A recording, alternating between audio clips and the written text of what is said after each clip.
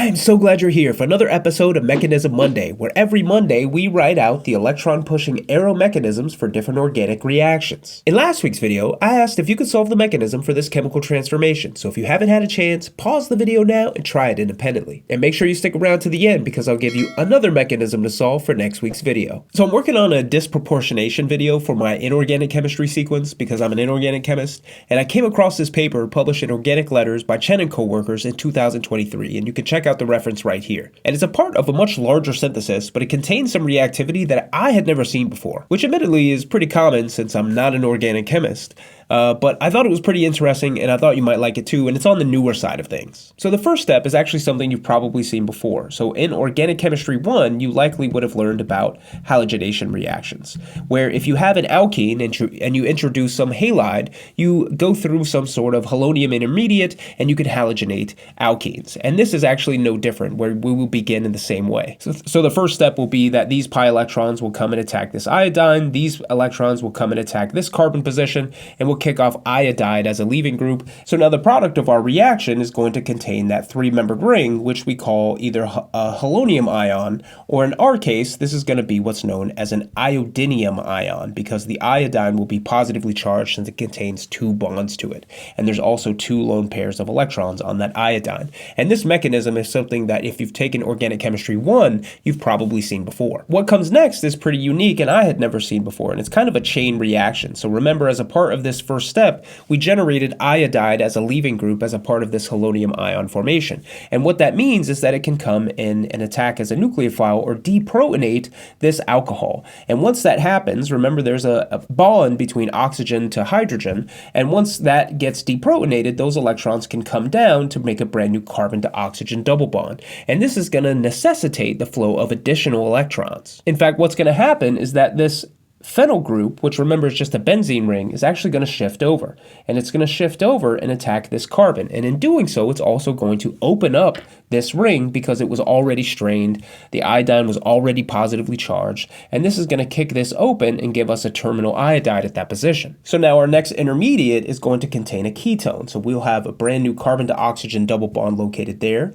Remember, we have shifted over the location of that phenyl ring. So we'll have a phenyl group coming off there. There's a hydrogen located here, and then remember we have generated that terminal alkyl iodide at this position. So assuming that since we have multiple equivalents of our starting material, then we have lots of iodide swimming around, or sufficient enough amount that it can actually come in and act as a base, just like it has before. Because remember, we generated hydroiodic acid. Remember, we have multiple equivalents of this, and therefore if we have plenty of iodide around, we can generate lots of iodide ions as a part of our reaction. And since we have a carbonyl group, we have an alpha carbon with hydrogens on it, then just like you've probably seen if you've taken Organic Chemistry 2, we can do some alpha carbon chemistry. So assuming we have another one of those iodide species around, it can come and deprotonate this alpha carbon hydrogen.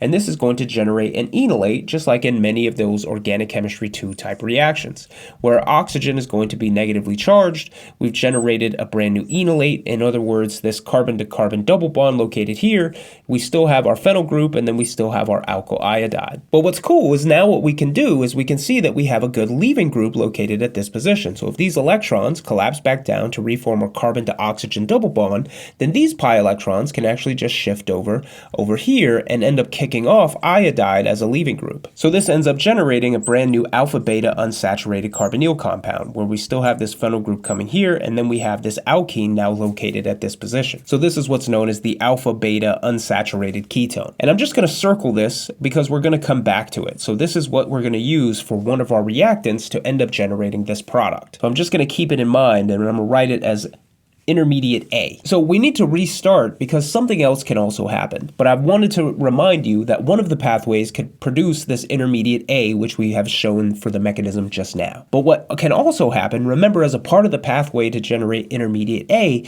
is that we produced hydroiodic acid as a part of those reaction steps. So let's just assume, since we have plenty of equivalents of this starting material, that we also have hydroiodic acid present in our reaction mixture. And therefore, what can happen happen, which is often the case anytime you have alcohols and hydroiodic acid or some other strong acid, is that what can happen is that this alcohol can come and deprotonate that acid to give us iodide and also protonate that species. So what this will end up generating is going to be a brand new positively charged oxygen at this position, since it will have 3 bonds to it, and everything else will remain the same, except for, remember, we've also generated iodide. Now, uniquely, what we've done is we've generated a really fantastic leaving group at this position. By protonating the alcohol, we have a situation where water can leave as a leaving group. So since we generated iodide, what that iodide can do, just like you've seen in previous steps that I've shown, is this intermediate can come and deprotonate that hydrogen, kicking down these pi electrons to give us a brand new alkene at this position, and also liberating water as a leaving group. And what I want you to notice is that the product of that transformation is going to be an alkene located here, and then the rest of our molecule still looks the same. And what we have generated is what I'll go ahead and call intermediate B, and what I want you to notice is that what we have done is we've generated a dienophile, an intermediate A, so this would be considered a dienophile, an intermediate B we can consider to be a diene. And I wrote these names specifically because anytime you see a diene and a dienophile, and you see that your product contains a cyclohexene ring, what you should start thinking is that we have the possibility to do a Diels-Alder reaction. So hopefully now you see where we're going, because now we have this diene and we also have our dienophile. We can do that Diels-Alder reaction where these electrons can shift over to attack this position, these electrons can come here, these electrons can come here, and the product of that transformation will be our next intermediate as we work to this final product. So we're actually going to end up with that 6-membered ring, which contains an alkene in it. The phenyl group is coming off of this position. We also have another situation where the phenyl group is coming off this position. Here, though, we still have this ketone with the methyl group coming off of it. However, remember, we also have hydroiodic acid present. So what can happen is hydroiodic acid can be used to protonate this oxygen species. Anytime you have an acid and a carbonyl group, this is very commonly the case. This is going to generate iodide as a good leaving group. So I'll redraw this where we've protonated that species.